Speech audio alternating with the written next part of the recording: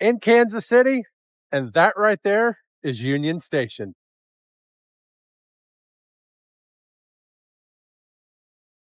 Union Station originally opened in 1914. It saw its peak of traffic right after the Second World War in 1945. Since then, it's seen a major decline, but it's best known today for its shops inside there as well as its amazing architecture. After leaving Union Station, I did some driving around just looking at things, and I come across this mural here. It's in a little parking area. I have no idea what the business is, honestly, but I love this mural.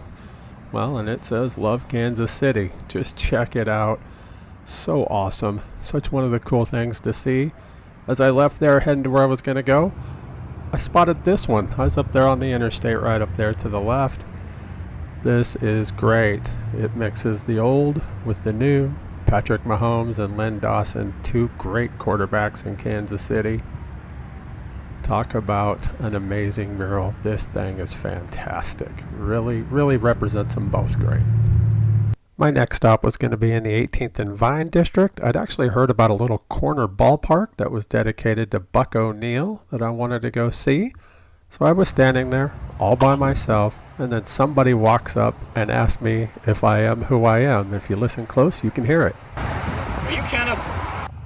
So random and strange to be somewhere all by yourself, not knowing anybody else, and having a complete stranger walk up and ask you if you are who you are. And I am who I am. And so yeah, I talked to him, ended up being somebody that knew me from the Ballpark Chasers group on Facebook. I am a moderator there, so I'm all over that group, and they recognize me. So they wanted to talk for a little while about baseball, which I'm always willing to talk baseball. But then I took the time to really enjoy the little park there, checking out all the different murals before I decided that I was going to walk around the bases. Now, this ain't a big baseball field, obviously, but I thought it might be fun. So here I go. I'm going to go ahead and walk the bases.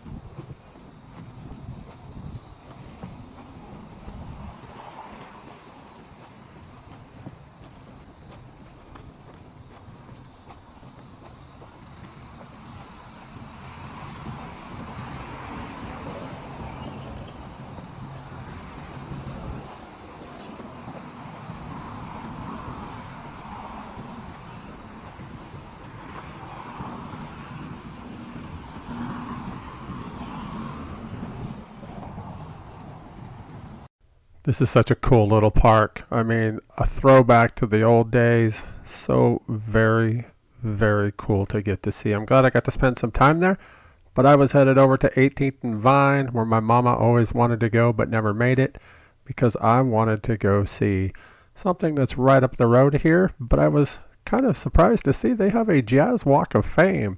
That was really, really cool to get to see. Peace to all y'all.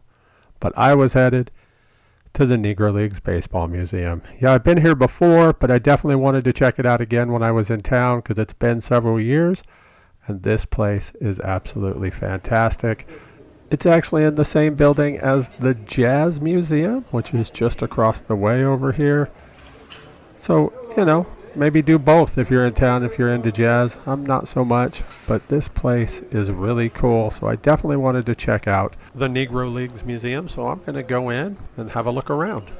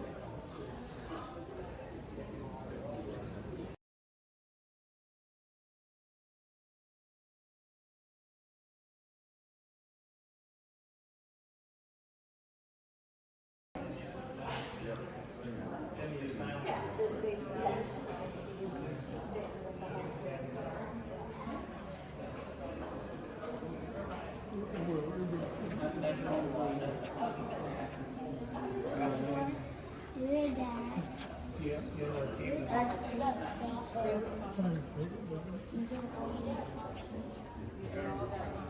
what?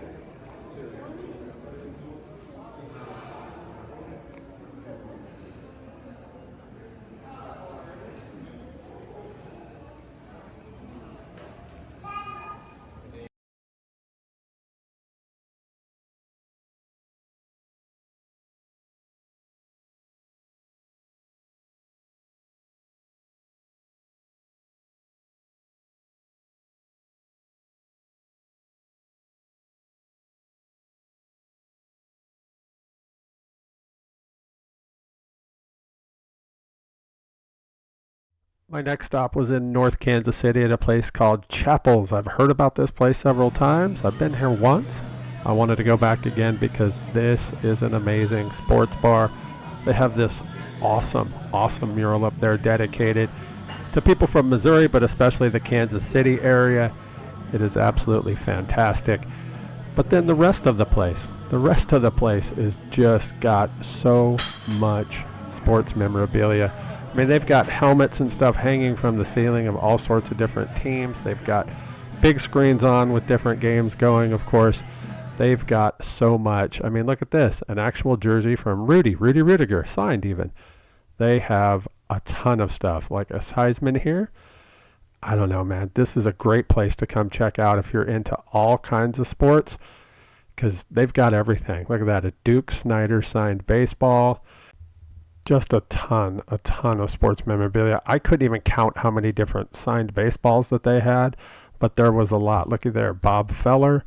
I mean, you could see several others around him there. There's Joe DiMaggio, Joltin' Joe DiMaggio. They've got an autographed ball of his.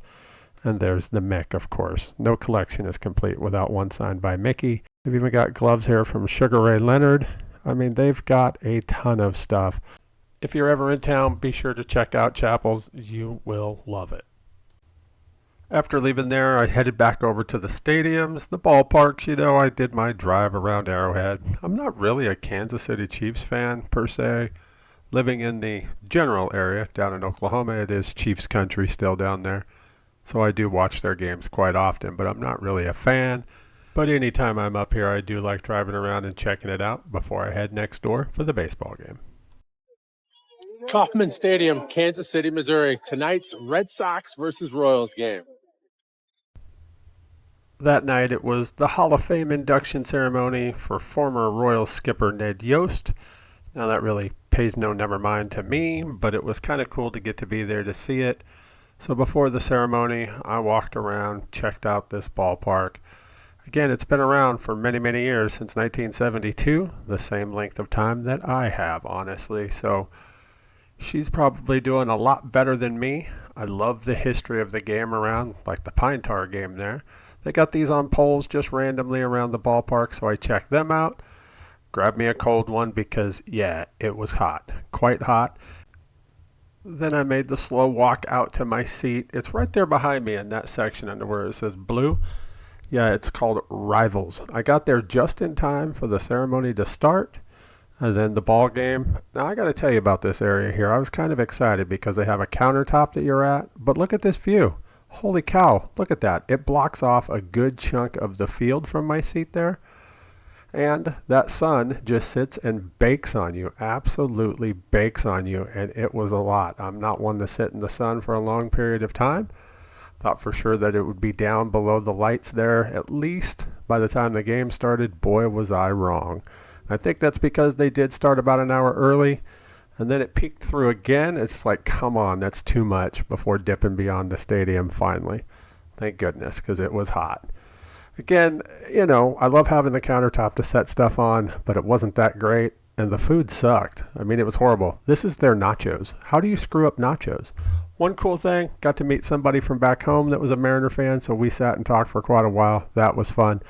But that ended my time in Kansas City, and back to the hotel I went to get some rest before heading to St. Louis the next morning.